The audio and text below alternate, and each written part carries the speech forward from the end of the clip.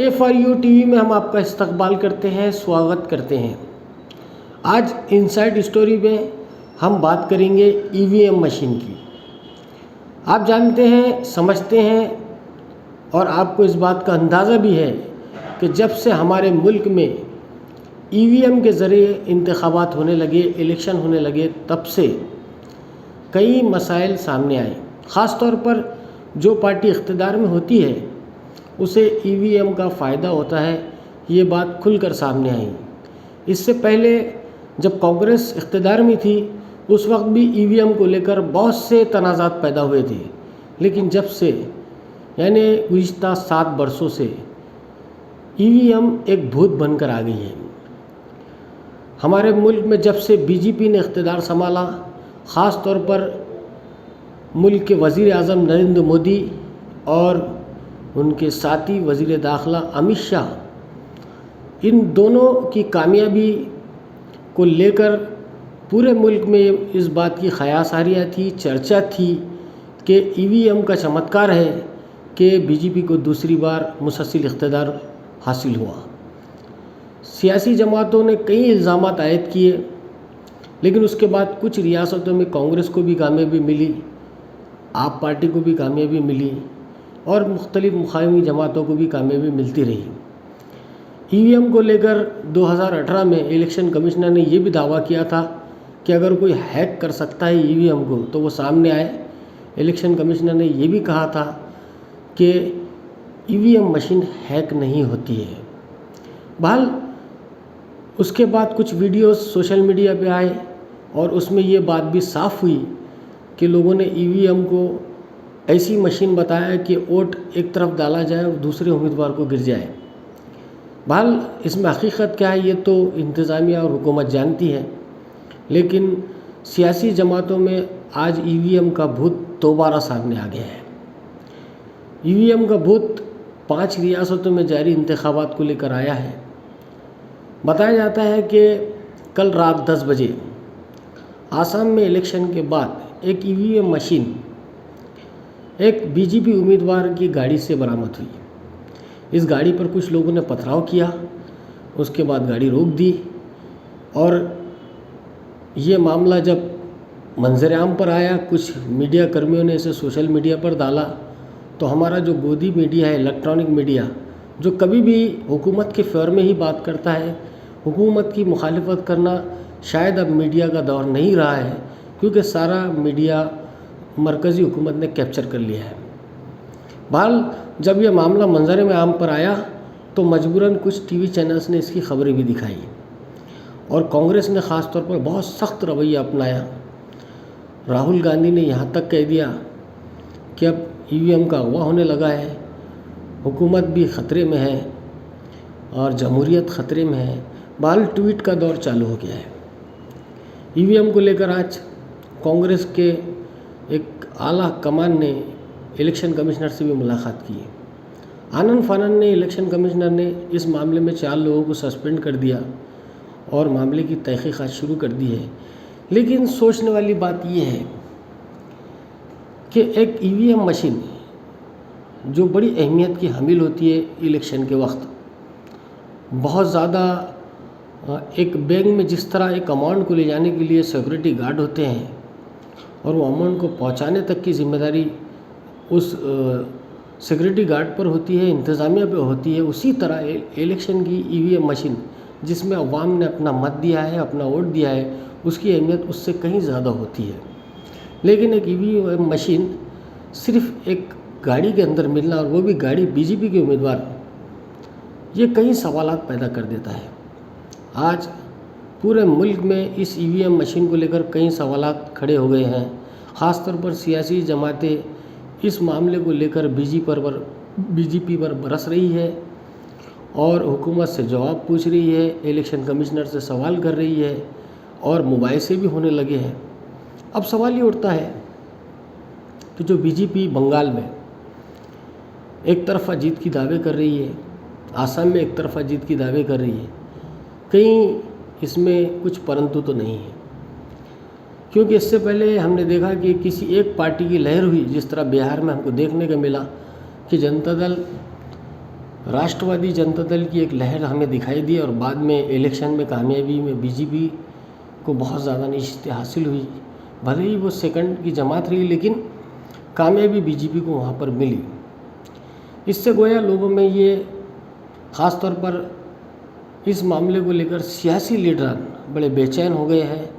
अब ये मुद्दा भी उठ रहा है कि कहीं इंतखाबात के बाद बीजेपी इन 5 रियासतों में इक़्तिदार में आती है तो ये चमत्कार दरअसल अवाम का नहीं होगा, ईवीएम का होगा। इस तरह की बयानबाजी अभी से शुरू हो गई है। क्या ईवीएम से जमहूरियत का क़त्ल हो रहा है? ये भी सोचने वाली बात है। और ईवीएम इतनी ज़रूरी क्यों है? जब हिंदुस्तान की तमाम सियासी जमातें इसकी मुखालिफत कर रही है तो मरकज़ी हुकूमत क्यों ना फिर बैलेट पेपर पर इलेक्शन करवाती है? करवाना चाहिए, क्योंकि जब बीजेपी को ये यकीन है कि उन्हें कामयाबी नसीब होने वाली है तो ईवीएम की ज़रूरत क्या है? हमने देखा भी हाल ही में अमेरिका में राष्ट्रपति के इंतखाबात हुए, लेकिन वहाँ ईवीएम का इस्तेमाल नहीं हुआ, जबकि अमेरिका आज दुनिया का सुपर पावर है, हर फील्ड में वो सुपर पावर है। क्या वो ईवीएम का इस्तेमाल नहीं कर सकता है? क्या चाइना ईवीएम का इस्तेमाल नहीं कर सकता है? क्यों बैलेट पेपर का वहाँ इस्तेमाल हो रहा है? बहरहाल बहुत से सवालात इसके अंदर है जिसका जवाब तलाश करना बहुत ज़रूरी है। मैं समझता हूँ कि पश्चिम बंगाल में जहाँ कल ममता बनर्जी ने नंदीग्राम की नशिस्त के ऊपर खुद एक पोलिंग बूथ पर जाकर बैठ गई और वहाँ प्रेस वालों से बात करके कहा कि Amit Shah CRF central reserve force का इस्तेमाल कर रही है और इलेक्शन में वोटर्स को, तृणमूल को जो वोट देने वाले वोटर्स हैं, उन्हें अंदर आने नहीं दे रही है। बहरहाल कल जो इंतखाबात हुए इसमें हमने देखा कि बीजेपी ने अपनी पूरी ताकत का इस्तेमाल किया, TMC भी अपनी ताकत का इस्तेमाल कर रही थी। नतीजा तो हमें 2 मई को ही पता चलेगा कि क्या होगा, लेकिन सच्चाई ज़रूर ये है कि मरकज़ में जिसका इक़्तिदार होता है शायद उसकी ही तोती बोलती है, क्योंकि लाख कंप्लेन के बाद भी इलेक्शन कमिश्नर वही कर रहे हैं जो मरकज़ी हुकूमत चाहती है। इसीलिए शायद इलेक्शन कमिश्नर पर बहुत से लोग तनक़ीद करने लगे हैं, नुक्ताचीनी करने लगे हैं। आज ये ईवीएम के भूत ने एक बार फिर मुल्क में एक भूचाल ला दिया है और ये एक सियासी भूचाल है। तमाम मुखालिफिन जमातें जो कांग्रेस के साथ जुड़ी हैं, जो बीजेपी के ख़िलाफ़ लड़ रही हैं, वो तमाम एक प्लेटफॉर्म आने की कोशिश कर रहे हैं। और आप देखना कि थोड़े वक्त बाद ये तमाम सियासी जमातें बीजेपी के ख़िलाफ़ एक बड़ा प्लेटफॉर्म तैयार करेगी और ये मामला बीजेपी को कामयाबी मिलती है तो एक मैसेज ये भी जाएगा कि कहीं ये ईवीएम का चमत्कार तो नहीं है, ये इलेक्ट्रॉनिक मशीन का चमत्कार तो नहीं है कि जिसने बीजेपी को कामयाबी दिला दी। क्योंकि ख़ास तौर पर पश्चिम बंगाल में आप जानते हैं कि ऐसी 100 नशिस्तें हैं जहाँ पर मुस्लिम वोट फैसला कर सकते हैं जीत और हार का। और यहाँ पर जो सियासी हालत हमें देखने को मिली है कि इलेक्ट्रॉनिक मीडिया ये बता रहा है कि बीजेपी और तृणमूल कांग्रेस में फाइट है, जबकि वहाँ की हकीकत ये है कि एक बड़ा तबका एक तरफा दीदी के फेवर में दिखाई देता है। मीडिया ज़बरदस्ती उन्हीं चीज़ों को सामने लाती है जो उन्हें बतानी है।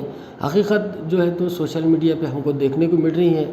जो चैनल वाले सोशल मीडिया के ज़रिए ये बात बता रहे हैं कि पश्चिम बंगाल की सरज़मीन दीदी के लिए ही काबिल कबूल महसूस करती है, जबकि दादा जो नरेंद्र मोदी हैं, जिनका अंदाज़ आप आजकल तकरीरों में देख रहे हैं कि वो ऐसे जुमले और ऐसे अंदाज़ का इस्तेमाल कर रहे हैं, गोया लगता है कि वज़ीर आज़म सिर्फ़ और सिर्फ बीजेपी के लिए काम करते हैं। उन्हें मुल्क की हालात से कोई लेना नहीं है, मुल्क की GDP की हालत से कोई लेना नहीं है, मुल्क की माशियत से कोई लेना देना नहीं है, मुल्क की गरीबी मुफलिसी से कोई लेना देना नहीं है। उन्हें सिर्फ इंतखाबात में जीतना है, ख़ास तौर पर पश्चिम बंगाल में उन्हें कामयाबी हासिल करना है।